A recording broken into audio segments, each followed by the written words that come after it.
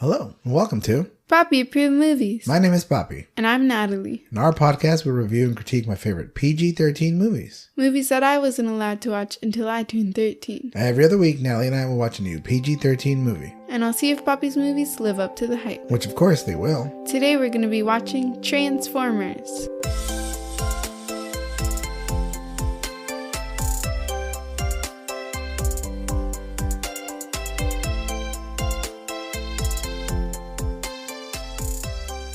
Before we begin, there will be spoilers. If you haven't seen the movie and don't want it to be spoiled, press pause and come back when you're finished. Now, Papi, tell me the deets on this movie. All right, Natalie, are you ready? Okay. To talk about your favorite movie of the year, probably? Okay. Transformers came out in 2007 with a runtime of 2 hours and 24 minutes. It's not streaming anywhere. We bought the DVD at St. Vincent de Paul's. It was written by Robert Orci, Alex Kurtzman, and John Rogers, and directed by Michael Bay. The main stars are Shia LaBeouf, Megan Fox, and Joshua Duhamel. Fun facts, this movie was my childhood dream come true. I was a huge Transformers fan when I was a little boy.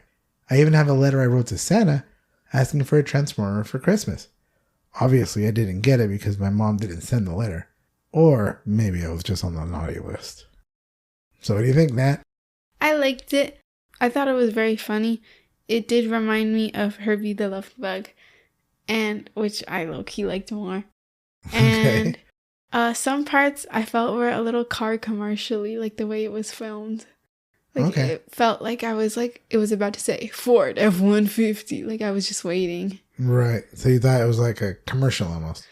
Some parts, like there were some scenes where it was just filmed in a way that's like, I'm waiting for them to tell me the price of this car. All right. So what do you rate it? I give it 4 stars.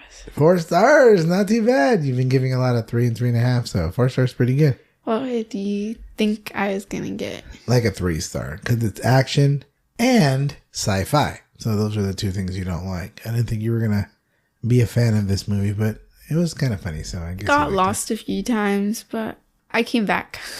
It was a little long, but I really enjoyed it. Watching it again, I really enjoyed it. There's like 5 other Transformer movies. And I stopped watching after like the second or third one. And some parts I thought were a little cheesy. Maybe we'll get to it when we do the recap? Yeah. All right. All right, we get into the recap. Sounds good. Movie begins with Optimus Prime talking about the Allspark Cube. It was lost in space for many years and has now been found on Earth. The Transformers, robotic alien beings, are in search of it. Captain Lennox and his group of Special Forces soldiers return to their base in Qatar. On base, an unidentified chopper comes. It transforms into a robot and begins attacking the base. It begins hacking into the base's information system to download top secret materials. The Special Forces cut the hardline before too much info is lost. The entire base is destroyed by the chopper, except Lennox and his crew, who get away. Me. You're falling asleep? Boring. Yeah, well, I guess they were trying to add some time to the movie. Like, what was that? That was not really, it wasn't context because it wasn't really important later. Well, it was that they're trying to look for information. But blah, blah. But my question is, why is Lennox and his crew in the movie at all? I know. Well, what was their purpose? There wasn't none. I'm telling you, it's to make the movie longer. And to have like a really handsome leading man, maybe? Maybe. Maybe. That made you fall asleep too, huh? Yeah. That's my first time I got lost. Yeah. In the beginning of the movie. Yeah. The first scene of the movie. I was like, oh, this is going to be a rough one. In high school, Sam Witwicky is doing a presentation about his great-great-grandfather, Captain Witwicky, who was a famous Arctic explorer. Then he tells everyone that he's selling his equipment and glasses on eBay. He's saving up for a car. Later, Sam and his father go car shopping and they end up buying an old Camaro, which we later find out is the Transformer called Bumblebee. I thought it was funny when he begged the teacher for a better grade, and like the line he used was like, you know, what would Jesus do? That's what he asked the teacher? Yeah. About changing his grade? Yeah. That's pretty good. I wonder if that would work. No, he did. It did work. It did work. It's like, you're right. Here's your A. Or he was just like, whatever, man. This kid's bringing in Jesus. Might as well just give him a grade. I'm tired of this. Give him whatever he wants. Yeah. I like the fact that they changed up the car. So maybe this is part of your car commercial. It's a Camaro versus a Volkswagen Bug, a little Beetle. That's what Bumblebee was originally in the 1984 cartoon. At first I thought, it would have been nice to have the Bug, but maybe the whole Herbie the Love Bug situation is the reason they did that. Like Herbie the Love Bug. Yeah, so maybe that's why they moved. How many Herbie the Love Bug movies were there? Several. There were a bunch in the 60s and 70s, and then there was a new remake. Wasn't there one where it's like a girl and she's a racer? Yeah, Lindsay Lohan's in that one. The same girl from Mean Girls? Yeah. But I don't know if they made another one. I don't know which one I watched. Time for a remake. Time to bring it back. At the Pentagon, Defense Secretary Keller is trying to figure out who's responsible for the attack on Qatar. The only piece of evidence they have is a sound the enemy made while trying to hack into the system. They hire many computer analysts to find the culprits. Blah, blah, blah. More boring stuff. Get back to the high schooler. He's the only one entertaining in this movie. So you wish the movie was just Sam and the Transformers. Yeah. And the girl, of course. Yeah. You can't get rid of the girl. Well, she's special. I think she deserves to be there. Sam and his friend Miles take Bumblebee to a party. There, Sam is picked on by Trent. Michaela, Trent's girlfriend and Sam's crush, gets annoyed and takes off. Sam goes after her to offer her a ride and she takes it. Bumblebee starts to play random romantic music. The car stalls and Michaela tries to fix it to no avail. Luckily, Bumblebee restarts and Sam takes her home. What'd you think of this love blossoming between Sam and Michaela? First of all, okay. I don't like the boyfriend, obviously. Well, yeah, he's like the bully. Yeah, but he was meant to be like that. Second of all, why is she even with him? Like, she's obviously like this powerful, like, oh yeah, I'm like on my own, I'm doing my own thing. It's not like the girls from Weird Science? Yeah, it's not like Weird Science where they're like, oh, at least we get popularity. No, she genuinely just doesn't care. And she's like still with him. It doesn't make any sense except for the context of the movie. For all we know, maybe they've been dating for like a week and she's already done with him. So she breaks up with him, right? She leaves him. I know, but I'm pretty sure she's smart enough to know like this is the type of guy he is. Yeah, don't date him in the first place. Yeah, so I think that was stupid. They try to make her like a tough, cool lady by knowing how to fix cars. Yeah. Like if you want to make like a female protagonist be like a tough one, then do things that typically men do. Fix cars or do this or do that. You know what I mean? I think that's one way where maybe the classic where everyone's like, what are they called? Chick flicks? Or what is that what they're called? Mm-hmm. Where it's like Mean Girls, Clueless, Legally Blonde. That's where they kind of differ because all those women are still powerful, yet they're like allowed to be feminine. But in I think a lot of movies, the idea is that being feminine makes you weak. And I think that in itself is a theme that is often used in movies and it's not always true. You know, that's a great point because you have to have masculine traits to be strong. Powerful. Yeah. And I think that's kind of where this character might have gone wrong a little because she's obviously like this beautiful woman and she's strong. But why can she only be like, oh, blah, blah, blah, I have a juvie record, I'm so cool, I'm so strong, like all this. Why can't she also be like, not just... Why can't she be the smart girl in the class? Yeah, exactly. Like, why must she be like this to be like cool and wanted as a powerful person? Yeah, that's a good question. On Air Force One, a small transformer gets aboard. It turns into a boombox to avoid detection. Once it's clear, the Transformer hacks into the mainframe and looks for information regarding Project Iceman. He finds out about Captain Witwick's glasses. Maggie, an analyst from the Pentagon, detects the hack and cuts the hardline before the boombox can get too much information. The Pentagon grounds Air Force One, but the boombox gets away. So the Transformer that I asked Santa for is called Soundwave. He's a boombox, but this wasn't Soundwave.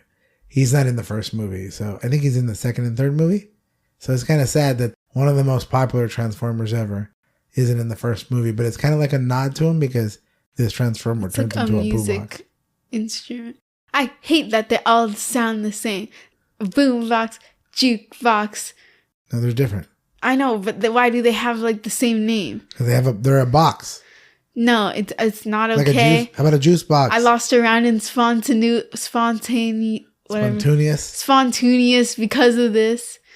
It's all terrible. They need to fix the names. Juice box. Jukebox and boom box. And juice box. Anything with a box. All of them have it. No, why are all the musical playing things the same? I don't know. I think you're odd. That night, Sam sees Bumblebee drive off. He chases after it on the bike. When he catches up to it, it transforms into a robot and sends a beacon out. At the Pentagon, Maggie thinks that the hacks are too sophisticated to come from any other country. She thinks only a living computer organism can be that smart. She can't figure it out, so she takes a copy of the sound to her hacker friend Glenn. On the file, he finds that the Transformer was looking at information on Sector 7, Project Iceman, and Captain Witwicky. Why couldn't she have just been smart? Why'd she need to go to some random's house? Yeah, because she was smart enough to detect it, but not smart enough to figure it out. Why do they need an extra character? She's supposed to be this misunderstood but smart girl, but she's not smart enough. She's just like, well, I got to a certain point, so let me go get someone smarter to figure this out. What? That's... Yeah, you know what? You make a good point. Like, she's smarter than everybody except that man. Yeah. Yeah, except for Glenn. She's smarter than everyone, but it's not enough. Because she's like, I'm going to prove them wrong. And they're all like, yeah, come to me when you figure out a solution. She never found the solution on her own. She did. Glenn. She made it work. She used Glenn and that was it. They were still correct about her. She solved the problem.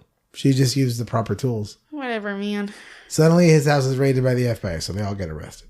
In Qatar, Lennox and his team come upon a village and contact home. Then the chopper now transforms into a scorpion creature and attacks him. Lennox is taking heavy casualties and calls for backup. The armed forces send heavy military and finally subdue the scorpion. The team is rescued and brought back to the U.S. You know, there's a lot of it, right? If you just like the one character with Wiki and the Transformers, you would have a good enough movie, I think. You're right. You don't need all the analysts. You don't need Glenn. You don't need Lennox. Not Lennox. The more that you speak of this movie, the more I realize that I have issues with it. 4 stars, can't take it back. At home, Bumblebee comes back. Sam runs away and crashes into Michaela. Then a cop car attacks him. It's another Transformer. The cop car asks for Captain Witwicky's glasses. Bumblebee comes back and fights the cop Transformer. During the fight, the cop Transformer ejects a little Transformer that attacks Sam and Michaela. Sam and Michaela defeat it, but a small piece of him survives and transforms into Michaela's cell phone. Bumblebee also defeats the cop Transformer, so it becomes her cell phone. This is like right when cell phones started, so it's one of those old looking ones, you know. I didn't think it looked that old. You're exaggerating. Bumblebee tells Sam that he's an alien being. Then some comets land on Earth. It's the other Autobots, the group of Transformers that Bumblebee belongs to. We meet Rawhide, Jazz, Ratchet, and their leader Optimus Prime. Prime tells Sam that their planet was destroyed by an evil group of Transformers called the Decepticons. That's who's been hacking and attacking Earth. Their leader came to Earth to find the Allspark. The Autobots believe that Captain Witwicky's glasses have the coordinates to the Allspark, and they want to get it before the Decepticons do. Sam and Michaela go home and get the glasses. As they are about to leave, Agent Simmons and Sector 7 come and arrest them. In the car, Simmons asks about Transformers and aliens. The Autobots swoop in and free Sam and Michaela. Then Sector 7 sends in the big guns, and Bumblebee is captured. Prime runs away with the glasses because he has vowed to never hurt a human. Sam and Michaela are captured as well. Keller's going crazy, and so are the leaders of all the world. Then there's a total jam on communication worldwide. Tom, the leader of Sector 7, comes in and tells him about the robot aliens. Keller, Lennox, and his crew are off to Sector 7's secret base in the Hoover Dam. There they meet up with Simmons, Sam, and Michaela. At the dam, Sector 7 has the Allspark and a frozen Megatron. At the dam, the cell phone Decepticon comes out and sends an all call to the rest of the Decepticons. Oh my gosh, car convention. No, the Decepticons are like planes and stuff. I know, but like the other one. So everybody knows about the Allspark and Megatron. Then he begins to defrost Megatron. The Decepticons come, and so do the Autobots with Captain Witwicky's glasses.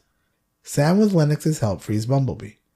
Bumblebee grabs the Allspark, and he, Sam, and Michaela drive to the nearby city to hide the cube until it's extracted. Here's a great question. There is a war alien faction attacking. So their thought was to take what they're looking for and go to a heavy populated city. They're in the middle of the Hoover Dam, or if they drive just a little out, there's desert everywhere. Why would you not go to the desert to fight them as opposed to fighting them at a city where human casualties are going to be happening the whole time? Because they don't think. No, maybe you're right. That wouldn't make a good movie. And maybe that would make a good movie. We need to have like people street die. Fights. People have to die. Death and destruction. Desecration. There you go. I think it also they had to figure out a way to make the high schooler be the hero at the end, and he has to climb up a building. He can't climb up a building. Like, what is he going to do? Climb a tree? He already did that earlier in the movie. No, his friend climbed a tree. The Autobots and the Decepticons swarm the city and the battle begins, killing everyone in their path. Now, Megatron is very powerful. Bumblebee is hurt and Michaela saves him with a tow truck. Sam gets the Allspark and needs to take it to the roof of an old abandoned building for extraction. He gets to the roof and is about to give the cube to the Special Forces helicopter right when they are attacked and the chopper is destroyed. Real quick, if they gave them the cube, right? Then the chopper is going to get destroyed by the Decepticon after that. The Decepticons are planes. What did they think they were going to be able to get away? They have a chopper. The other ones have fighter jets. Of course they're going to blow them up. Like, let's say we finally get it to the helicopter.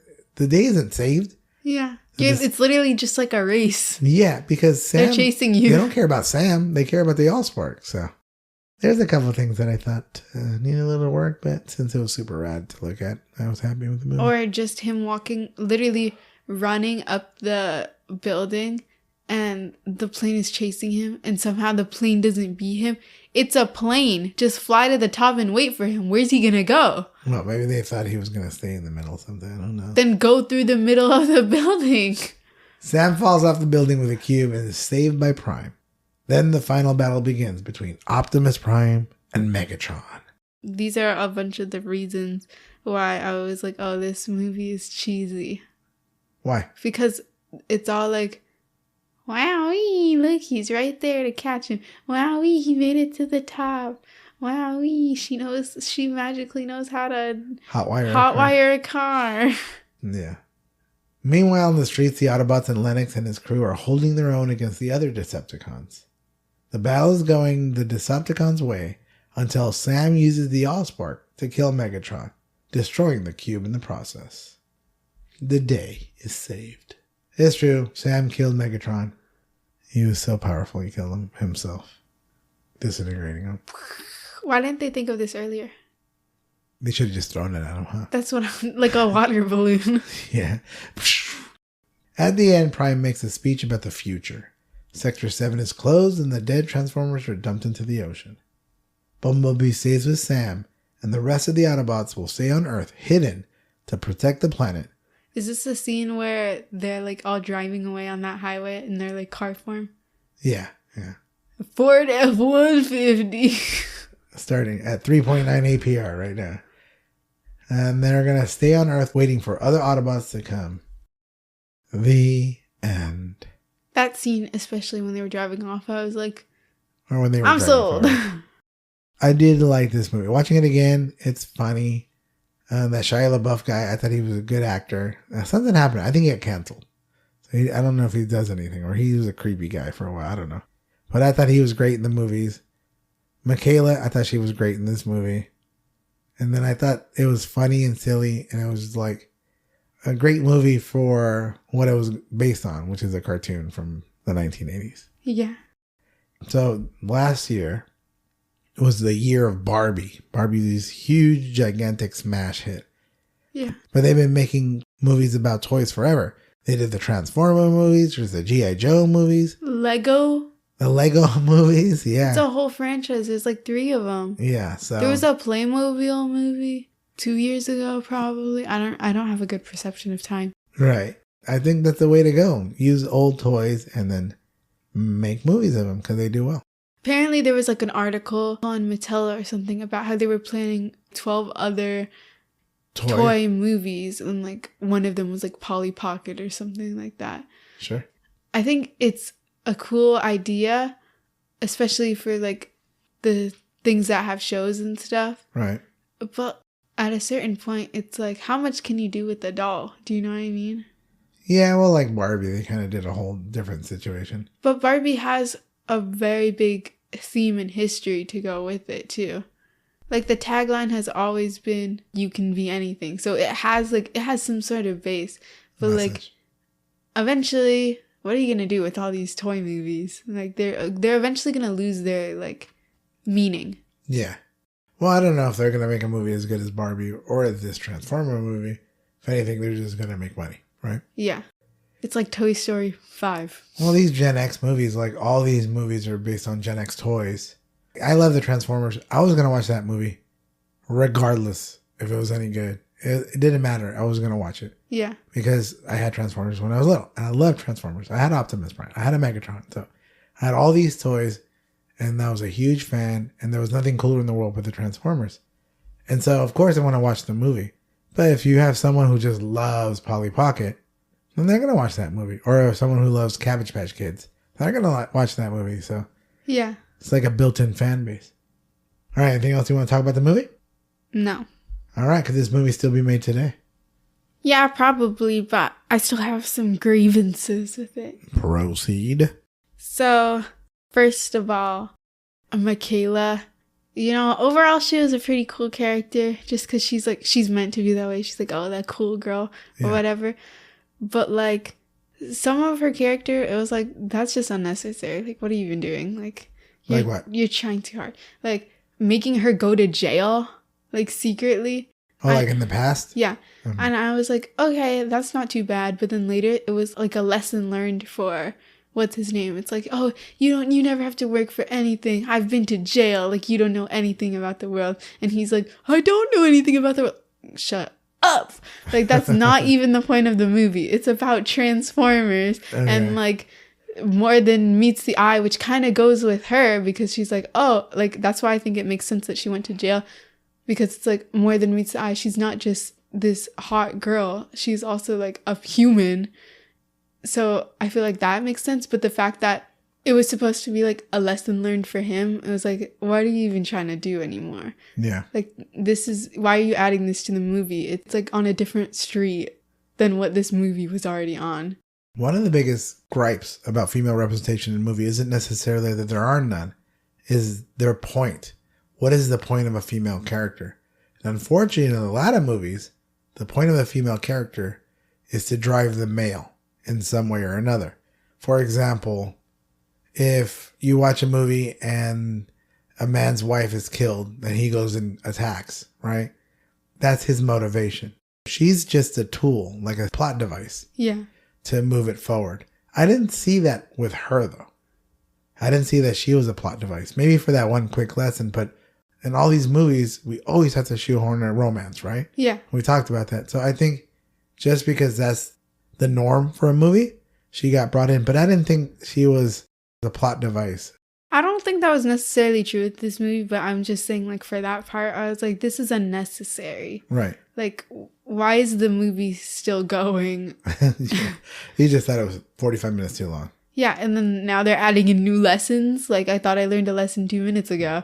And then also, when she's, like, fixing his car, and she's like, oh, yeah, I'm, like, a car fixer or whatever. What? She doesn't do anything. She just opens the top of the car and is like, wow, that's a cool engine you got, closes the door and starts walking away. And I was like, oh.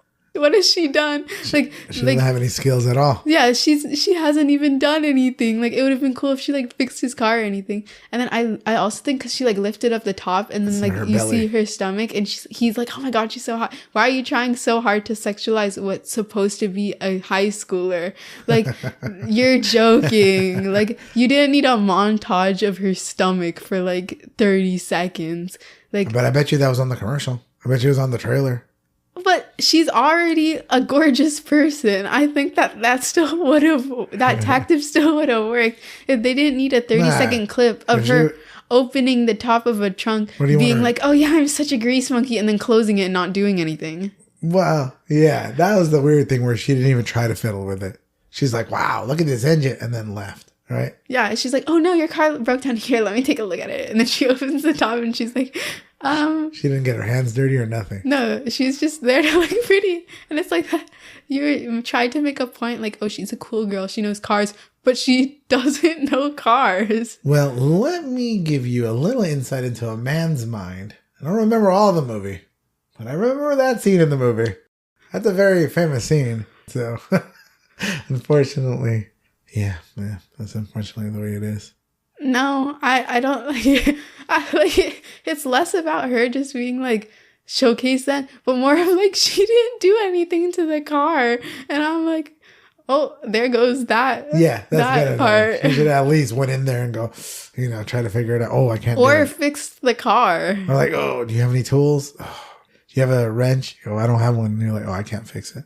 No, but she was just like, all right, toodles. And then she started walking away like all upsetty spaghetti that his car broke down. That's true. And then I was like sitting there like, huh? I thought you were good with cars. I thought you were going to be the like cool girl, fix this guy's car or like try to fix this guy's car. But you went, wowee, I could do that. I could open the top of a car and be like, that's a cool engine you got there, and then close it and walk away. Show off your six pack and then take off. All right. Anything else that you thought could be made today or you had gripes with? No. That one scene, the most famous scene in the whole movie, you're the one that had an issue that she didn't actually fix the car. I'm sorry. And then she hotwires a car later. Like, where were those skills when you were opening the front of a car? They didn't need the hotwire Bumblebee. They already had the key. I know, but she obviously has random car skills. Why couldn't she have used those earlier? All right. Does it pass the Bechdel test? I don't think so. Yeah, I don't think so either. All right. The Bechdel test is a test to check for female representation in movies. There are 3 criteria. Actually, it might have. Criteria number 1. Are there 2 or more named females? There's Michaela, the coding lady. Mm-hmm. And then there's the mom. The mom was funny. And I'm pretty sure she had a name. Yeah. The coding lady's name is Maggie. All right. Question number 2. Do they talk to each other? The mom talks to Michaela. Yeah. There's that whole scene. I didn't even bring it up because it actually made no sense. Where the mom and the dad break into his room while they're looking for the glasses. But they're hiding in there because the Autobots are everywhere. Uh-huh. And then Michaela comes out and they're like, whoa, you're in the room with a girl? First off, inappropriate. Like, if you were, no matter how handsome that boy was, if I found a boy in your room, I would knock you both out. Both of you, one would be hurt permanently and you would be hurt temporarily. And he would be out the window. So I don't know why they thought it was like, oh, go ahead. Go back to doing whatever dirty things you were doing. All right. Criteria number 3. Do they talk to each other about anything other than a man? This is where I'm not quite sure. Because I think that the mom talked to Michaela and was like, wow, you're so beautiful. And I think she said that and like didn't even ask about him. Because, like, it was kind of implied. Yeah. Like, oh, they're in the room together. But she didn't say anything about him, I don't think.